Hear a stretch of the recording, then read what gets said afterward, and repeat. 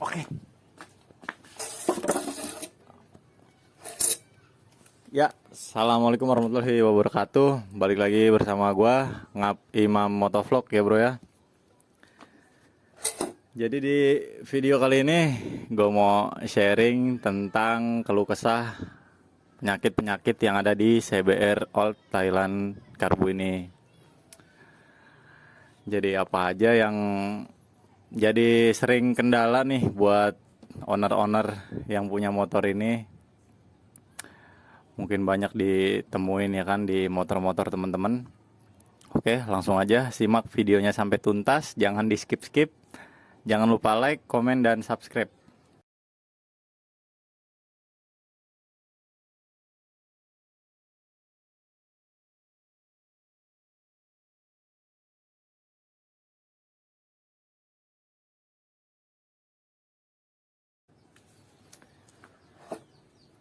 Yang pertama yang mau gua jelasin di sini itu di bagian sektor kelistrikan.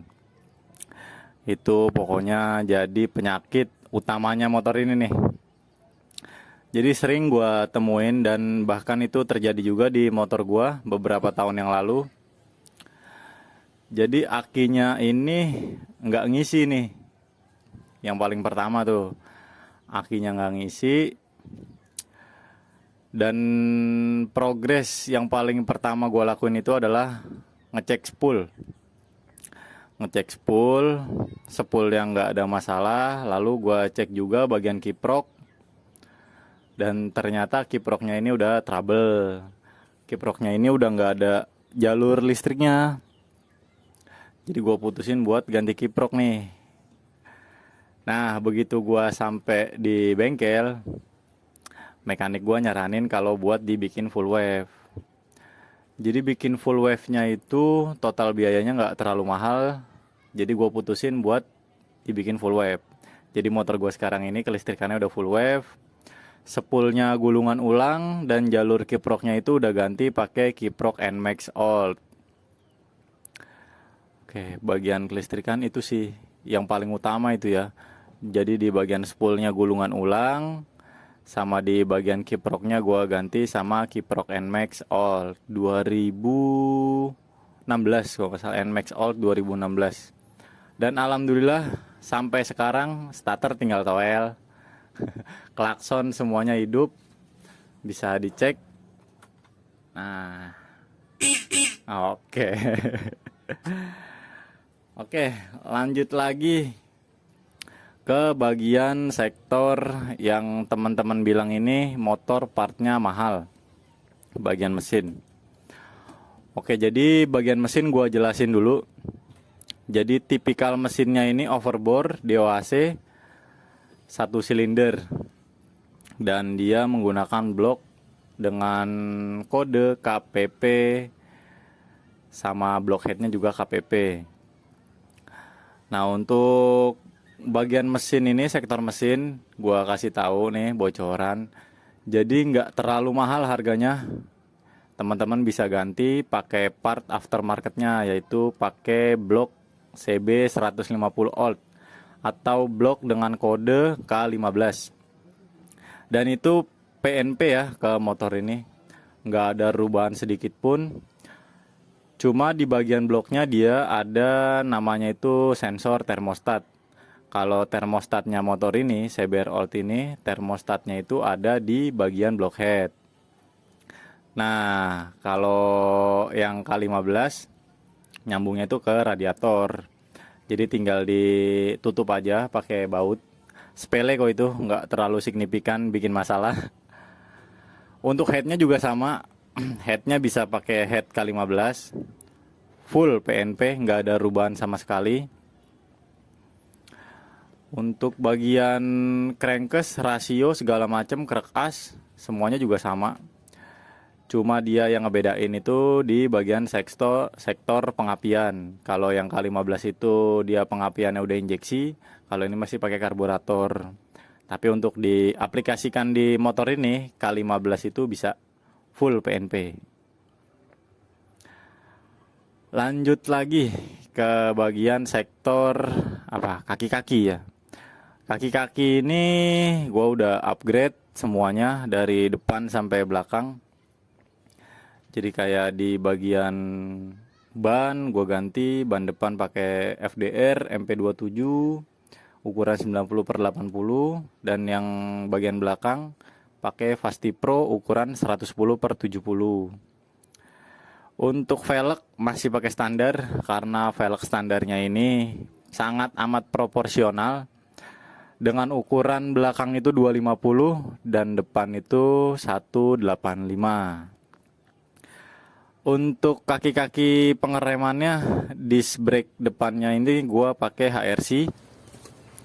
Disc depan HRC ukuran 300 mm, full floating ya. Sama yang belakang itu pakai disc Bipro punya PCX lokal. Nih ilmu lagi nih. Jadi disc belakangnya ini gua aftermarket pakai disc PCX lokal merek Bipro dengan pin floating 8. Untuk pemasangannya tidak PNP, jadi ada sedikit perubahan di bagian velg belakangnya. Sama untuk bagian kampas remnya juga perlu sedikit perubahan. Untuk progres PNP disc Bipro PCX lokal untuk PNP ke velg belakang Saber Out bisa langsung DM ke Instagram gua. Nanti gua bawa ke tukang bubut. Bisa beres pokoknya. Lanjut lagi ke bagian master rem. Master rem gue juga udah ganti karena master rem standarnya udah umur gitu ya kan. Untuk master rem itu dia aftermarket semuanya bisa masuk. Mau pakai master rem R25 standar, mau pakai master rem yang merek-merek terkenal kayak Brembo segala macem, semuanya PNP. Dan untuk yang sekarang gue pakai ini, gue pakai tipe merek RCB yang ukuran pistonnya ini 17 mm dengan kombinasi selang rem Moto One dan kaliper RCB juga 2 piston. Jadi untuk sektor pengereman ya cukup in the hoy lah, masuk lah pokoknya, asik, smooth gitu ya kan, empuk, nggak terlalu overkill juga. Kalau untuk bagian belakang gua pakai master rem masih standar karena belum kenapa-napa, jadi gue belum ganti. Master rem standarnya juga masih pakem dengan selang remnya aftermarket, dan kalipernya gue pakai juga RCB tipe S588 yang 1 piston, dan itu bracketnya PNP ke bracket kaliper standar, jadi tinggal plug, tinggal pasang. Udah sih, apalagi ya keluh kesahnya ya, sektor ini kali ya, body ya. Untuk body memang kalau kita main Saber Out ya, pasti ada beberapa dari bagian body yang kelipannya itu pada patah. Jadi teman-teman gak usah khawatir kalau kelipan body pada patah, udah penyakit yang wajar. Dan untuk obatnya gimana bang? Biasanya kalau patah itu kan udah gak rapet lagi. Beda halnya sama kayak punya gue nih, masih pada rapet ya kan, bisa kelihatan. Ya jadi ada beberapa bagian body gua yang kelipannya patah, dan itu gua konsultasi ke teman gua yang bagian repair, dan ongkosnya nggak terlalu mahal kok. Dia diresin ulang sedemikian rupa, bisa menggunakan dempul juga. Tapi kalau dempul gua kurang suka karena warnanya jadi nggak rapi. Kalau pakai resin kan transparan gitu jadinya ya kan. Jadi gua resin. Jadi nggak terlalu mahal, per bagian body itu dikenain biaya 35.000 kalau nggak salah. Itu per bagian body ya, misalkan ada satu klip patah ya udah 35.000 lah hitungannya gitu. Itu bukan harga yang terlalu mahal dibandingin gue beli body baru. Karena jujur kalau untuk sektor bagian body cukup mahal harganya.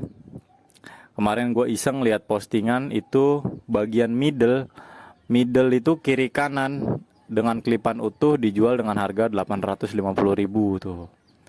Daripada gua buang duit 850, mending gua ke temen gua ya kan, sembari ngebantu usaha temen juga.